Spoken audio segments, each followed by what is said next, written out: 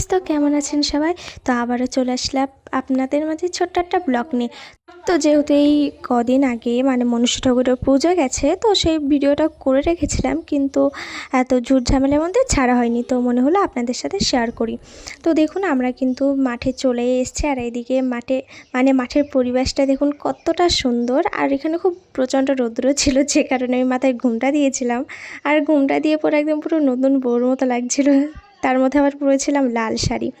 তো যাই হোক, তো চলে এসেছিলাম আমরা এখানে পুজো দিতে। আর এখানে দেখুন সবাই কিন্তু দুধ কলা দিচ্ছে। আসলে এই পুজোটা হয় আমাদের এখানে মাঠের মধ্যিখানে। তো এখানে সবাই নাকি বলে যে এই ঠাকুরটা খুব জাগ্রত, যে যা মনস্কামনা করে তার নাকি সেটা পূরণ হয়।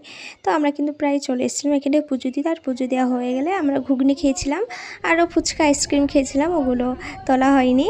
তো ওইদিকে দেখুন আমাদের কিন্তু প্রায় পুজো দেওয়া হয়ে গেছে। তো এখন যাব আমরা বাড়ির দিকে। তো ব্লগটা কেমন লাগলো অবশ্যই বলবেন। আবার পরের একটা ব্লগ নিয়ে দেখা হচ্ছে, পরের ভিডিও। ততক্ষণ পাশে থাকবেন আর কমেন্ট করতে কিন্তু ভুলবেন না। ওকে, বাই, টাটা।